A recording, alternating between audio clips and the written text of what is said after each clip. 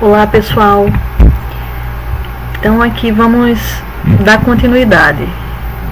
Tínhamos parado em princípio do ne bis in idem, certo? Então vamos continuar do princípio do ne bis in idem.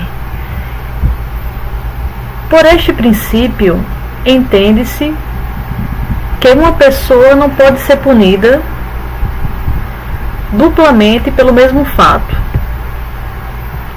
Só relembrando que nós estamos numa revisão de direito penal e processo penal. A gente está falando das noções básicas, das informações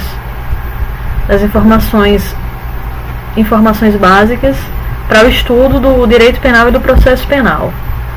Aí falamos da parte dos princípios, e mais adiante vai falar um pouco das fontes também. São as noções introdutórias, né, que regem o direito penal, certo? E o processo penal. Então, continuando. Além de este princípio por este princípio entende-se que uma pessoa não pode ser punida duplamente pelo mesmo fato. Além disso, estabelece que uma pessoa não possa sequer ser processada duas vezes pelo mesmo fato. Daí podermos dizer que não há no processo penal a chamada revisão pro societate. Exemplo: José foi processado pelo crime X. Todavia, como não havia provas, foi absolvido. Tal decisão transitou em julgado, tornando-se imutável. Todavia, 2 meses depois, surgiram provas da conduta de José. Neste caso, José não poderá ser processado novamente. Cuidado! Uma pessoa não pode ser duplamente processada pelo mesmo fato, quando já houve decisão capaz de produzir coisa julgada material, ou seja, a imutabilidade da decisão, condenação, absolvição, extinção da punibilidade, etc. Quando a decisão não faz coisa julgada material, é possível novo processo. Exemplo: extinção do processo pela rejeição da denúncia, em razão do descumprimento de uma mera formalidade processual. Tal princípio veda ainda que o mesmo fato, condição ou circunstância seja duplamente considerado para fins de fixação da pena. Exemplo: José está sendo processado pelo crime de homicídio qualificado pelo motivo torpe. José é condenado pelo júri e na fixação da pena o juiz aplica a agravante genérica prevista pelo júri. E na fixação da pena o juiz aplica a agravante genérica prevista no artigo 61, inciso 2 do Código Penal, cabível quando o crime é praticado por motivo torpe. Todavia, neste caso, o motivo torpe já foi considerado como qualificadora, tornando a pena mais gravosa, de 6 a 20 anos para 12 a 30 anos. Então não pode ser novamente considerada no mesmo caso, ou seja, como tal circunstância, o motivo torpe já qualifica o delito. Não pode também servir como circunstância agravante, sob pena de o agente ser duplamente punido pela mesma circunstância. Assim, no bis in idem, vedação à dupla condenação pelo mesmo fato, vedação ao duplo processo pelo mesmo fato, vedação à dupla consideração do mesmo fato, condição, circunstâncias, na desidometria da pena. Próximo princípio, princípio da proporcionalidade. Princípio da proporcionalidade. Este princípio determina que as penas devem ser aplicadas de maneira proporcional à gravidade do fato. Mais que isso, estabelece que as penas devem ser combinadas, previstas, de forma a dar ao infrator uma sanção proporcional ao fato abstratamente previsto. Assim, Se o Código Penal previsse que o crime de homicídio teria como pena máxima 2 anos de reclusão e que o crime de furto teria como pena máxima 4 anos de reclusão, teria claramente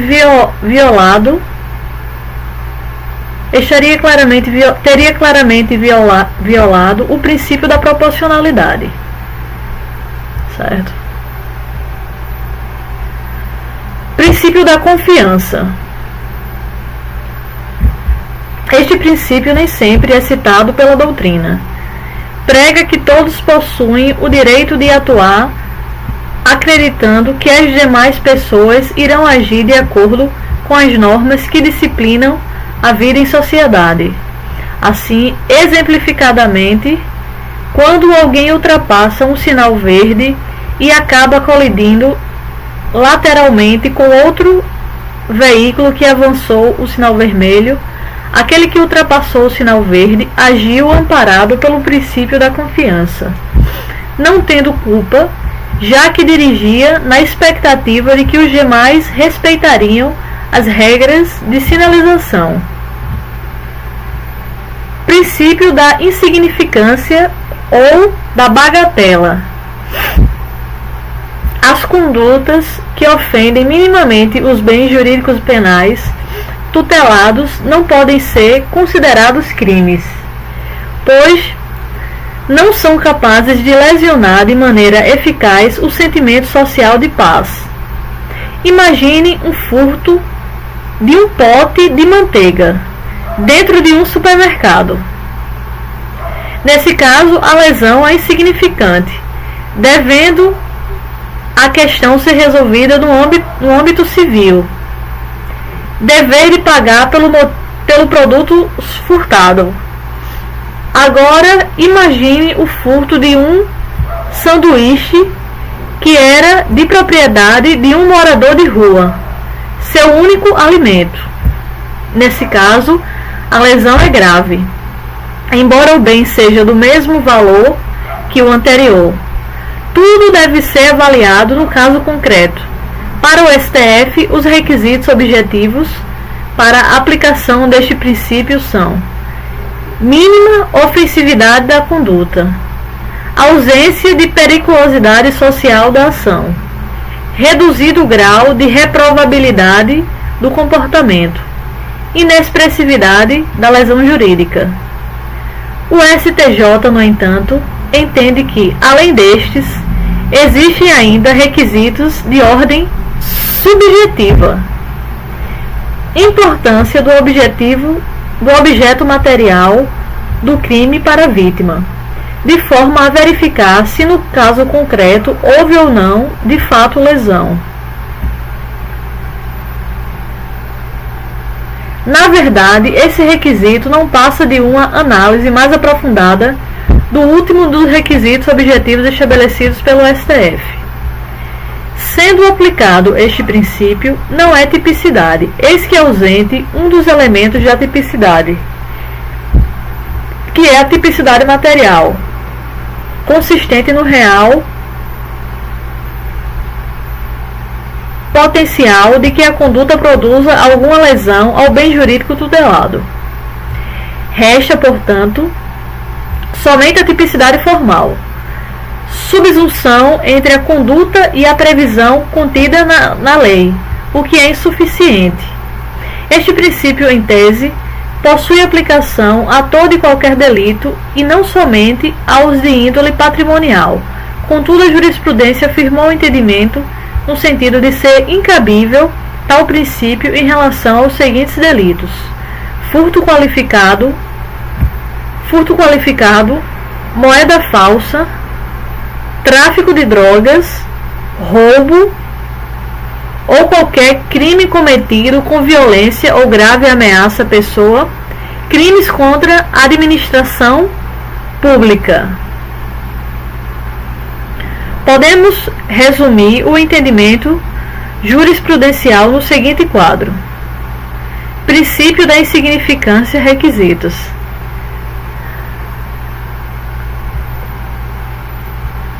Mínima ofensividade da conduta. ausência de periculosidade social da ação, reduzido o grau de reprovabilidade da conduta, inexpressividade da lesão jurídica. Observação: não cabe para furto qualificado,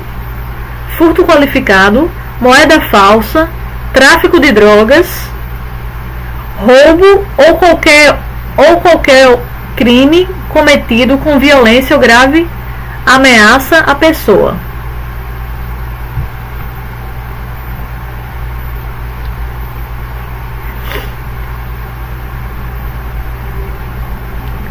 Crimes contra a administração pública. Observação 2. O STJ entende que não se aplica aos crimes contra a administração pública a decisões do STF, em sentido contrário. Certo? Isso aqui é tudo sobre o princípio da insignificância ainda. Cuidado! Em relação ao crime de descaminho, há um entendimento próprio, no sentido de que é cabível o princípio da insignificância, pois apesar de se encontrar entre os crimes contra a administração pública, trata-se do crime contra a ordem tributária. Qual o patamar considerado para fins de significância em relação a tal direito? O STJ entende que é 10 mil reais, enquanto o STF sustenta que é 20 mil reais. Cuidado master. A reincidência é uma circunstância que pode afastar a aplicação do princípio da insignificância. Contudo, esse afastamento é discutido na jurisprudência. A quinta turma do STJ possui entendimento no sentido de que não cabe aplicação deste princípio se o réu é reincidente. A sexta turma entende que a reincidência por si só não é apta a afastar a aplicação do princípio, havendo decisões, contudo, no sentido de que a reincidência específica, ou seja, reincidência em crimes contra o patrimônio, afastaria a aplicação do princípio. O STF, por sua vez, firmou o entendimento no sentido de que somente a reincidência específica, prática reiterada de crimes da mesma espécie, afastaria a aplicação do princípio da insignificância. Afirmou, ademais, que considerada a teoria de reiteração não cumulativa de condutas de gêneros distintos, a conduta de infrações penais que não tem o patrimônio com o bem jurídico tutelado, norma penal, a exemplo da lesão corporal, não poderia ser valorada como fator impeditivo à aplicação do princípio da insignificância.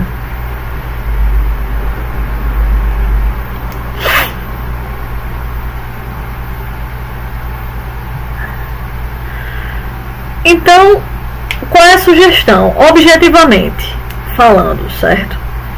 É que se adote o entendimento do STF, certo? Para as provas objetivas. Apenas a reincidência específica, e subjetiva a pessoa pode dizer, pode explicar um pouco de tudo, né? As correntes, a todas as correntes, do STJ, do STF e o entendimento doutrinário. Só que em prova objetiva, vá pelo entendimento do STF. Ou seja, apenas a reincidência específica é capaz de afastar a aplicação do princípio da insignificância. Conceito e fontes do direito penal. Conceito. O direito penal pode ser conceituado como ramo do direito público, cuja função é selecionar os bens jurídicos mais importantes para a sociedade e buscar protegê-los, por meio da criação de normas de conduta que, uma vez violadas, constituem crimes sob a ameaça de aplicação de uma pena. Aí aqui uma definição de capês, certo? O direito penal é o segmento do ordenamento jurídico que detém a função de selecionar os comportamentos humanos mais graves e princípios a coletividade, capazes de colocar em risco valores fundamentais para a convivência social e descrevê-los como infrações penais, culminando-lhes, em consequência, as respectivas sanções, além de estabelecer todas as regras complementares e gerais necessárias à sua correta e justa aplicação. Fontes. As fontes do direito penal são de duas ordens, material e formal. As fontes materiais, substanciais, são os órgãos encarregados de produzir o direito penal. No caso brasileiro, a União, pois somente a União pode legislar sobre o direito penal, embora possa conferir aos Estados-membros, por meio de lei complementar, o poder de legislar sobre questões específicas. É o ente responsável pela criação das normas de direito penal. Artigo 22. Compete privativamente à União legislar sobre direito civil, comercial, penal, processual, eleitoral, agrário, marítimo, aeronáutico, espacial e do trabalho.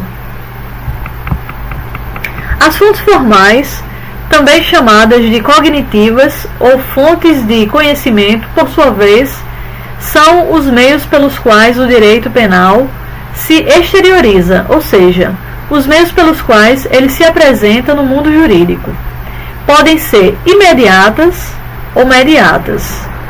Além das fontes formais imediatas, são aquelas que apresentam o direito penal de forma direta, sendo fruto dos órgãos responsáveis pela sua criação. No caso do Brasil, a única fonte formal imediata do direito penal é a lei. Lei em sentido estrito, como sinônimo de diploma normativo oriundo do Poder Legislativo Federal, mais especificamente, lei ordinária. As fontes formais mediatas, também chamadas de secundárias, são aquelas que ajudam a formar o direito penal, de forma periférica, como os costumes, os atos administrativos e os princípios gerais do direito.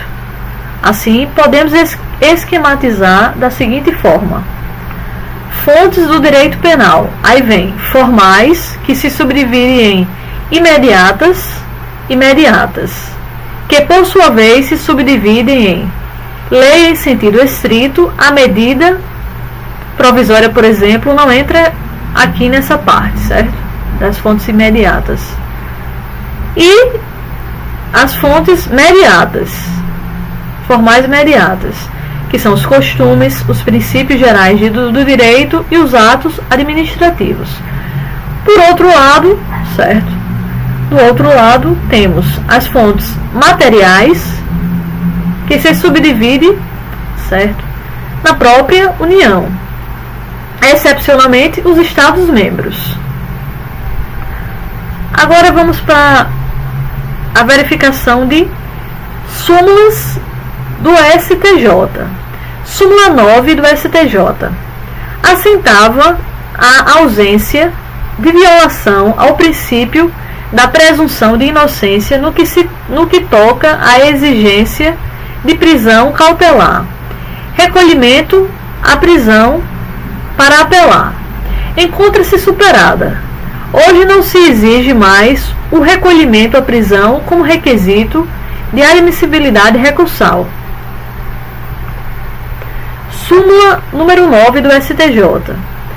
A exigência da prisão provisória para apelar não ofende a garantia constitucional da presunção de inocência. Súmula número 444 do STJ. Em homenagem ao princípio da presunção de inocência ou presunção de não culpabilidade, o STJ sumulou entendimento no sentido de que inquéritos policiais e ações penais em curso não podem ser utilizados para agravar a pena base, circunstâncias judiciais desfavoráveis, já que ainda não há trânsito em julgado de sentença penal condenatória. Este julgamento do HC, certo, habeas corpus número 126.292, no qual se entendeu que a presunção de inocência fica afastada a partir da condenação em segunda instância. Súmula 444 do STJ. É vedada a utilização de inquéritos policiais e ações penais em curso para agravar a pena base. Súmula 492 do STJ. Trata-se de súmula que visa a privilegiar o princípio da individualização da pena. Por certo, a medida socioeducativa não é pena. Contudo, se o princípio da individualização se impõe em relação aos imputáveis, no que tange a pena aplicável, com muito mais razão deverá ser aplicável aos imputáveis em decorrência da menoridade, a quem se aplica a medida socioeducativa. Súmula 492 do STJ. O ato infracional análogo ao tráfico de drogas, por si só, não conduz obrigatoriamente à imposição de medida socioeducativa de internação do adolescente. Súmula 502 do STJ. Trata-se de enunciado de súmula por meio do qual o STJ afasta por complemento a possibilidade de aplicação do princípio da adequação social à conduta de expor à venda CDs e DVDs pirateados. Trata-se de conduta típica, prevista no artigo 184, parágrafo 1º e 2º do Código Penal.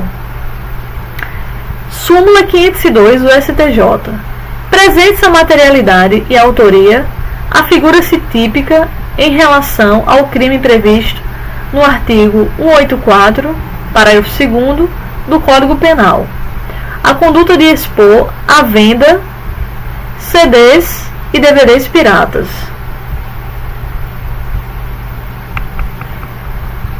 Resumo.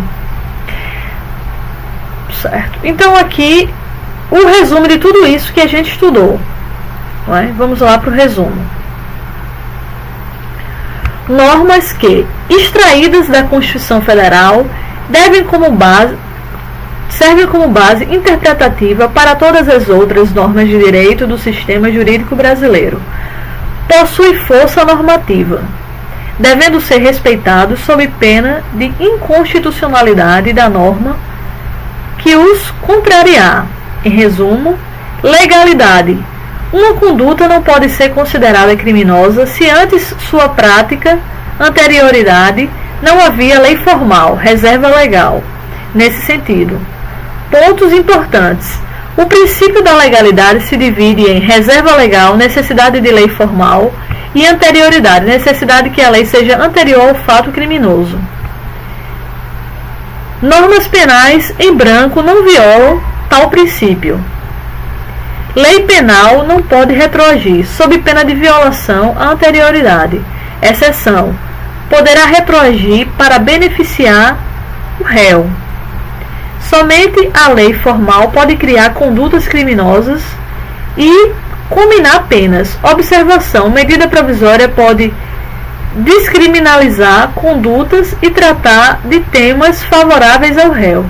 Há divergências, mas isto é o que prevalece no STF. Individualização da pena ocorre em 3 esferas: legislativa,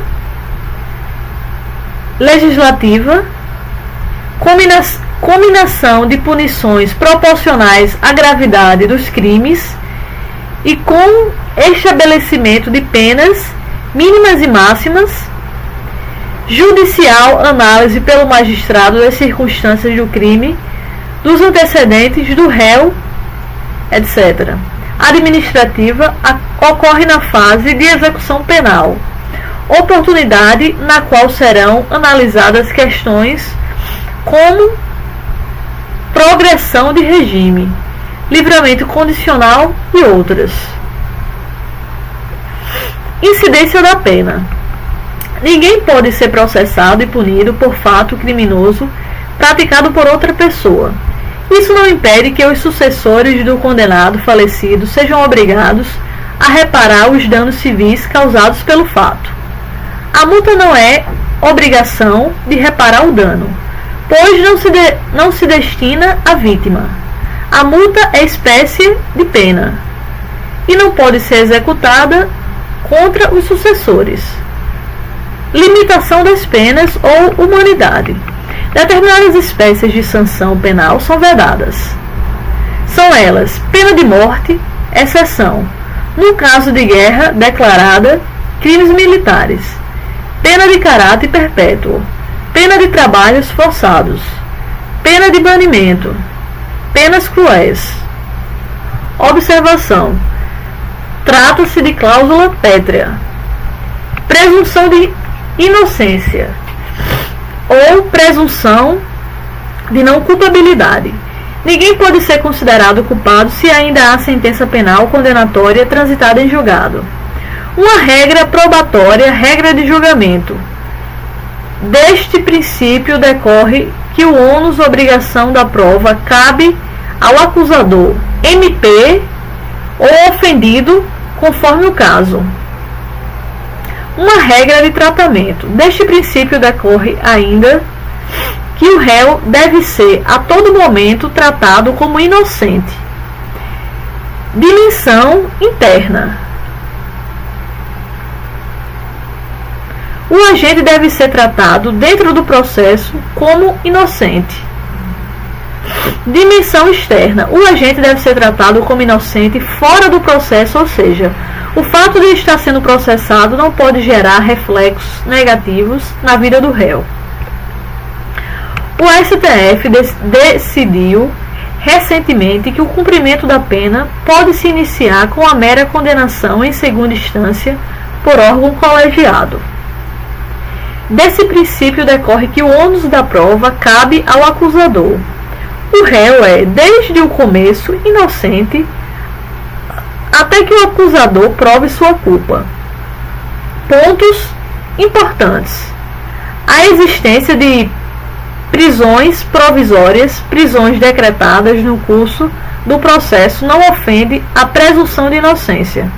Processos criminais em curso e inquéritos policiais em face do acusado não podem ser considerados maus antecedentes nem circunstâncias judiciais desfavoráveis. Súmula 442 do STJ. Não se exige sentença transitada em julgado pelo novo crime, para que o condenado sofra regressão de regime pela prática de novo crime. Não se exige sentença transitada em julgado pelo novo crime para que haja revogação de suspensão condicional do processo. Outros princípios de direito penal. Princípio da alteridade ou lesividade. O fato deve... Agora vamos para outros princípios, certo? Então, o princípio da alteridade ou lesividade.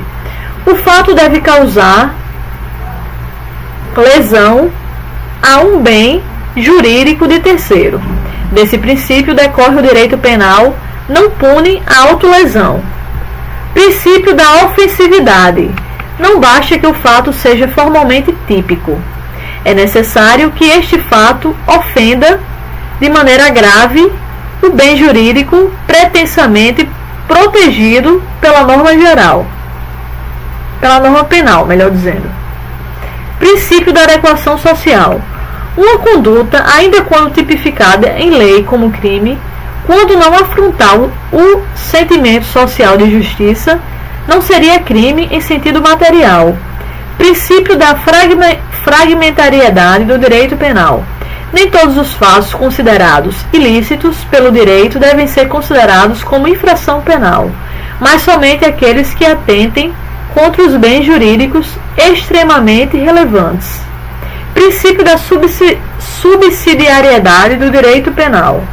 O direito penal não deve ser usado a todo momento, mas apenas como uma ferramenta subsidiária, quando os demais ramos do direito se mostrarem insuficientes. Princípio da intervenção mínima ou ultima ratio. decorre do caráter fragmentário e subsidiário do direito penal. A criminalização de condutas só deve ocorrer quando se caracterizar como meio absolutamente necessário à proteção de bens jurídicos ou à defesa de interesse cuja proteção pelo direito penal seja absolutamente indispensável à coexistência harmônica e passiva da sociedade. Princípio do ne bis idem. Agora revisando. Ninguém pode ser punido duplamente pelo mesmo fato. Ninguém poderá sequer ser processado duas vezes pelo mesmo fato. Não se pode ainda utilizar o mesmo fato, condição ou circunstâncias duas vezes, como qualificadora e como agravante, por exemplo. Princípio da proporcionalidade. As penas devem ser aplicadas de maneira proporcional à gravidade do fato. Além disso, as penas devem ser combinadas de forma a dar ao infrator uma sanção proporcional ao fato abstratamente previsto. Princípio da confiança. Todos possuem o direito de atuar acreditando que as demais pessoas irão agir de acordo com as normas que disciplinam a vida em sociedade. Ninguém pode ser punido por agir com essa expectativa. Princípio da insignificância ou da bagatela. As condutas que não ofendam significativamente os bens jurídicos penais tutelados não podem ser considerados crimes em sentido material. A aplicação de tal princípio afasta a tipicidade material da conduta. Quadro de resumo, certo? Mínima ofensividade da conduta. Observação. Não cabe para... Vamos lá. Princípio da insignificância. Requisitos. Ausência de periculosidade social da ação. Reduzido grau de reprovabilidade da conduta. Inexpressividade da lesão jurídica. Importância do objeto material para a vítima. Não cabe para furto qualificado, moeda falsa, tráfico de drogas, roubo ou qualquer crime cometido com violência ou grave ameaça à pessoa, crimes contra a administração pública. Observação 2. O STJ entende que não se aplica aos crimes contra a administração pública. Há decisões no STF em sentido contrário. Importância do objeto material para a vítima, somente para o STJ. Pontos importantes. Vamos lá, revisando o crime de descaminho, no caso de crime de descaminho. Cabe aplicação do princípio da insignificância. Patamar. O STJ entende que é R$10.000, enquanto o STF sustenta que é R$20.000. Certo? São entendimentos distintos. Reincidência. O melhor a ser feito numa prova discursiva, você bota os dois entendimentos, né? Numa prova objetiva, se você tiver de escolher uma das alternativas, vai pelo do STF, que é a última instância, né? Reincidência. A divergência jurisprudencial STF. Apenas a reincidência específica é capaz de afastar a aplicação do princípio da insignificância. Há decisões em sentido contrário. Conceito e fontes do direito penal. Conceito. Ramo do direito público cuja função é selecionar os bens jurídicos mais importantes para a sociedade e buscar protegê-los por meio da criação de normas de conduta que, uma vez violadas, constituem crimes sob a ameaça de aplicação de uma pena. Fontes são duas ordens: material e formal. Materiais são os órgãos encarregados de produzir o direito penal. No caso brasileiro, a União é o ente responsável pela criação das normas de direito penal. Formais, também chamadas de cognitivas ou fontes de conhecimento, por sua vez, são os mesmos pelos quais o direito penal se exterioriza, ou seja, os meios pelos quais ele se apresenta ao mundo jurídico. Podem ser imediatas ou mediatas. As imediatas são aquelas que apresentam o direito penal de forma direta, sendo fruto dos órgãos responsáveis pela sua criação. No caso do Brasil, a única fonte formal imediata do direito penal é a lei. Lei em sentido estrito. Observação: MP pode tratar sobre matéria penal, desde que não seja mais gravosa. Essa é a posição do STF. Mediatas, também chamadas de secundárias, são aquelas que ajudam a formar o direito penal de forma periférica, como os costumes, os atos administrativos e os princípios gerais do direito. Então, fechou, certo? É isso. O que tinha para falar do resumo, certo? E o que tinha para falar de mais importante com relação à parte introdutória do direito penal e do processo penal. Essas são as noções, certo? São as noções básicas que a gente deve ter para resolver qualquer prova, para começar qualquer assunto, pegar qualquer edital aí de direito penal que seja mais detalhado. Essas são as noções preliminares, certo? E ficou faltando somente os exercícios que eu vou deixar, certo, para o próximo bloco. No próximo bloco, vamos verificar a questão dos exercícios, certo? Então é isso, minha gente. Por enquanto, ficamos por aqui, certo? Até mais.